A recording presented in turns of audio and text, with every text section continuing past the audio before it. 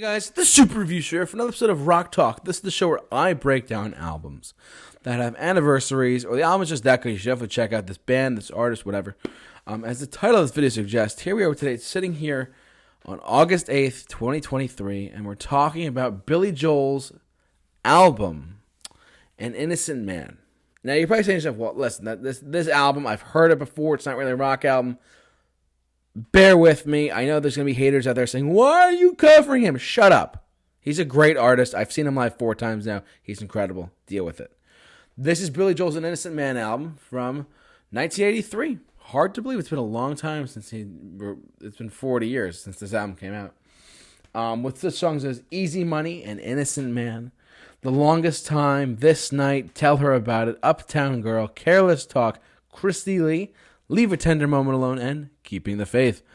This is 10 songs that were a huge album for him.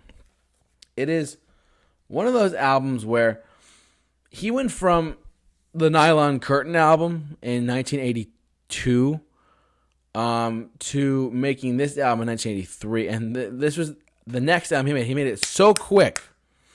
The songs are not really like rock. It's not like Glass Houses. It's not like The Stranger, but it is. There's a lot of hits on here. There's a lot of hits on this record, and there was such a transition in his career. People were like, oh my god, what made him do that? Well, what made him go to this style of music, truthfully, was he was dating different women. He was recently divorced. Take note, boys. Take note. He was recently divorced, and he started dating different women. He was dating McPherson. I mean, look this up online. Look at what made him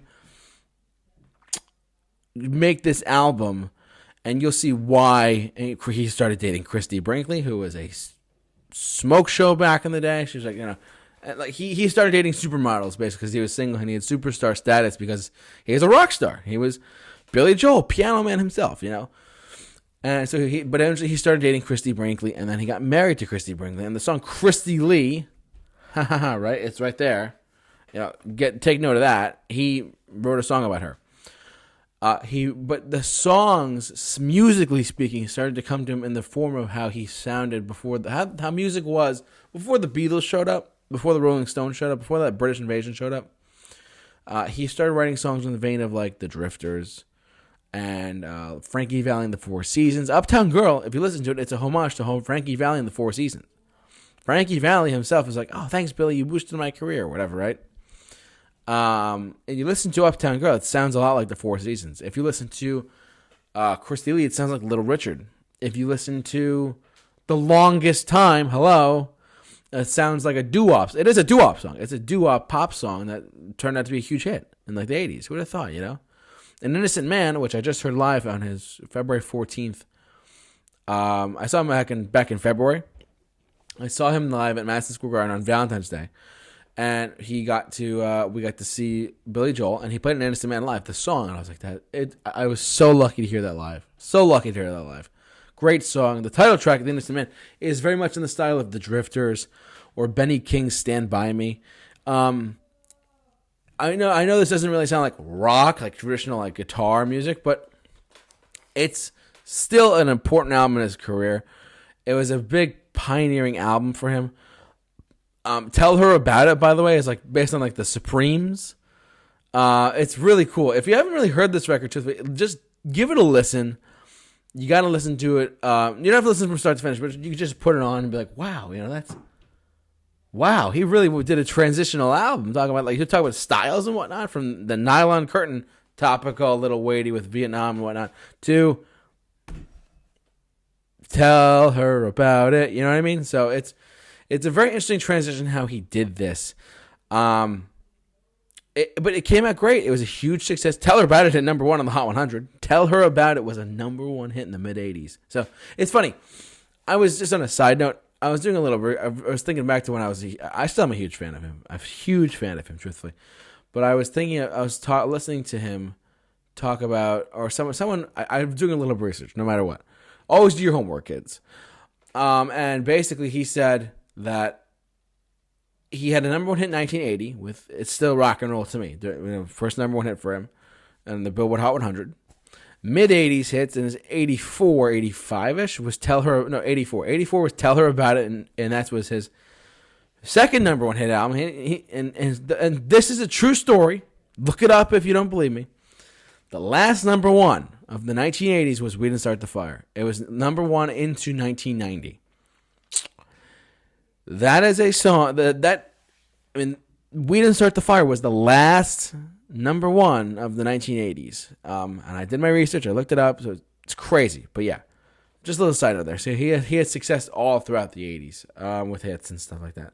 My favorite song of his, by the way, is A Matter of Trust. I love that song to death. I love it. It's got so much meaning to it for me. Big deal for me. Innocent Man, though, great record overall. He really went through a different style in his career where he really tried to diversify himself as not just like a one. Like he was an artist who really just wrote hit songs, and this album is a testament of that. He has so many great songs on here. Uptown Girl has just as much streams as Piano Man on Spotify. Look it up. That was a huge hit for him, and they love the song. They love him and his music so much, and it was great. But happy 40th anniversary to Billy Joel's An Innocent Man album on today, August 8th, 2023. Hard to believe it's been this long, but we've been listening to these songs for so long. He still has not played Tell Her About It since the 80s, which is actually pretty funny to me. He won't play it. He won't play it live. And I think that's actually pretty clever on his part.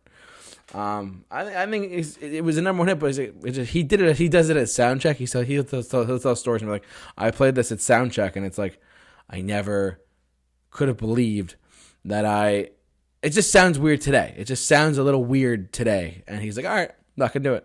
And people are like, "Why doesn't he do it? What's he doing?" He's not gonna do it. He's not gonna do it. But anyways, what do you guys think about this? Are you a fan of An Innocent Man album? Jump down in the comment section below, share your thoughts on this video as well.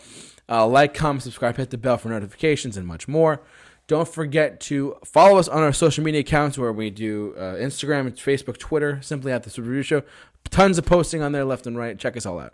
But yeah, thanks so much for watching. For all of your Rock Talk episodes, keep locked on The Super Review Show, the J-Man. Soft Rock. See you guys later.